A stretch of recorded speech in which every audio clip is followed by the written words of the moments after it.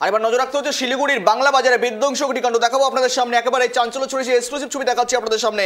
শিলিগুড়ির বাংলা বাজারে বিধ্বংসী অগ্নিকাণ্ডের ঘটনা, এক্সক্লুসিভ যে ছবি দেখাচ্ছি। শিলিগুড়ির বাংলা বাজারে বিধ্বংসী আগুন, দোকানে দোকানে ছড়িয়ে রয়েছে আগুন, ভস্মীভূত 3টি দোকান। আগুন নেভাতে দমকলের হস্তক্ষেপ, এখনো জ্বলছে কয়েকটি দোকান, আগুন নিয়ন্ত্রণে এখনো পর্যন্ত সম্ভব হয়নি। দেখুন, ক্রেন দিয়ে দমকলের সাহায্যে মূলত আগুন নেভানোর কাজ চলছে এবং যত আগুন ছড়িয়ে না পড়ে সেই প্রচেষ্টা চালিয়ে যাচ্ছে সেখানকার স্থানীয় প্রশাসন। শিলিগুড়ির বাংলা বাজারে বিধ্বংসী অগ্নিকাণ্ড, ভস্মীভূত 3 থেকে 3খানা দোকান।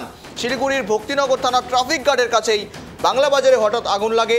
একের পর এক দোকানগুলোতে আগুন ছড়িয়ে পড়তে থাকে। তৎক্ষণাৎ দমকল খবর দিলে দমকলের একটি ইঞ্জিন এসে আগুন নেভানোর কাজে হাত দেয়। পরে আগুন ছড়িয়ে পড়লে আরও একটি দমকল ইঞ্জিন আসে। এখনও পর্যন্ত 3টি দোকানে সম্পূর্ণ ভস্মীভূত হয়ে গিয়েছে, আরও কয়েকটি দোকানে আগুন জ্বলছে।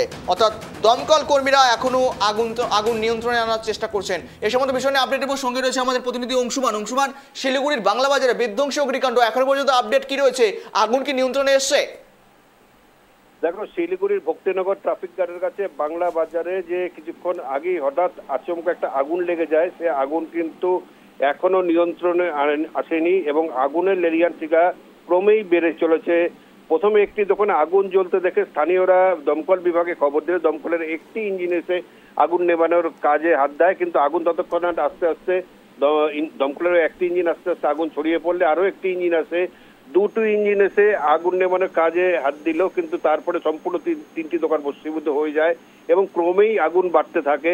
সেই সময় কিন্তু জেসিপি নিয়ে এসে, অর্থাৎ পেলোডার নিয়ে এসে অন্যান্য যে টিনের দোকানগুলো ছিল সেগুলো কিন্তু ভেঙে সরিয়ে দেওয়া শুরু করে প্রশাসনের পক্ষ থেকে, যাতে আগুনটা আর ছড়িয়ে না পড়ে। কিন্তু তা সত্ত্বেও আগুন ছড়িয়ে পড়ে এখনো পর্যন্ত মোট 5টি দমকলের ইঞ্জিন এসে কিন্তু আগুন নেভানোর কাজে হাত দিয়েছে। আগুন কিন্তু এখনো সম্পূর্ণভাবে নিয়ন্ত্রণে আসেনি। তবে কি কারণে আগুন লেগেছে সেটা কিন্তু এই মুহূর্তে বলা যাচ্ছে না। তবে দমকল বিভাগের কর্মীরা কিন্তু আপ্রাণ চেষ্টা চালিয়ে যাচ্ছে এবং স্থানীয় মানুষজন ভিড় করে তারা যাতে কোনো দুর্ঘটনা না ঘটে সেই জন্য ভক্তিনগর থানার থেকে কিন্তু বিরাট একটি পুলিশ বাহিনী সেখানে আতঙ্কের বিষয়। কিন্তু মূলত এখনো পর্যন্ত ক্ষয়ক্ষতির পরিমাণ তো সম্ভব নয় জানা, কিন্তু হয়তো বহু ক্ষয়ক্ষতি হয়েছে, কেননা একটা জনবহুল মার্কেট এবং ঘিঞ্জি মূলত এলাকা, সেই এলাকায় আগুন, অর্থাৎ বড়সড় দুর্ঘটনা হতে পারতো। কিন্তু বড়সড় দুর্ঘটনা বলা চলে এক প্রকার, কেননা এত বড় অগ্নিকাণ্ড যেখানে 3 থেকে 3খানা দোকান একেবারে ভস্মীভূত, ক্ষয়ক্ষতির কি পরিমাণ উঠে আসছে এবং কিসের দোকানে মূলত আগুন লেগেছিল অংশুমান?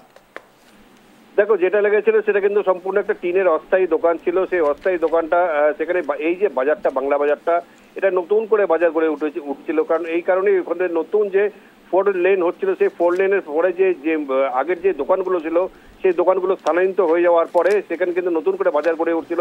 ঠিক সেই মুহূর্তে কিন্তু আগুনগুলো লাগে এবং আগুনগুলো লাগার পরে আস্তে আস্তে ছড়িয়ে পড়ে।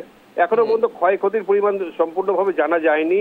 তার একটাই কারণ যে এখনো আগুন নেভানোর কাজে ব্যস্ত রয়েছে দমকল কর্মীরা এবং পুলিশ প্রশাসনের পক্ষ থেকে সেই জায়গাটায় সাধারণ লোককে যাতে না যেতে পারে তার ব্যবস্থা করছে। কারণ এই ধরনের আগুন লাগলে দেখা যায় যে এক শ্রেণীর লোক থাকে, তারা কিন্তু সুযোগে সদ্ব্যবহার করে, অর্থাৎ তারা সেখানে লুটপাটের চেষ্টা করে, সেটা যাতে না হয় সেদিকে পুলিশের নজরটা রয়েছে।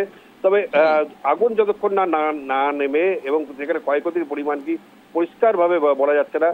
তবে যেই 3টে দোকান ভস্মীভূত হওয়ার পরেও আরো 5-6টি দোকানের মধ্যে আগুন ছড়িয়ে পড়েছে, আগুন কিন্তু ক্রমেও ছড়াচ্ছে। এখন মোট 5টি ইঞ্জিন একসঙ্গে আগুন নেভানোর কাজ চলছে। তবে আগুন মনে হচ্ছে এই মুহূর্তে কিছুটা নিয়ন্ত্রণে হলেও হয়েছে। তবে আর কিছুক্ষণ বাদে কিন্তু বিস্তারিত আরো বোঝা যাবে যে আগুন কতটা নিয়ন্ত্রণ করতে পারবে। ধন্যবাদ তোমাকে অংশমার সঙ্গে থাকার জন্য।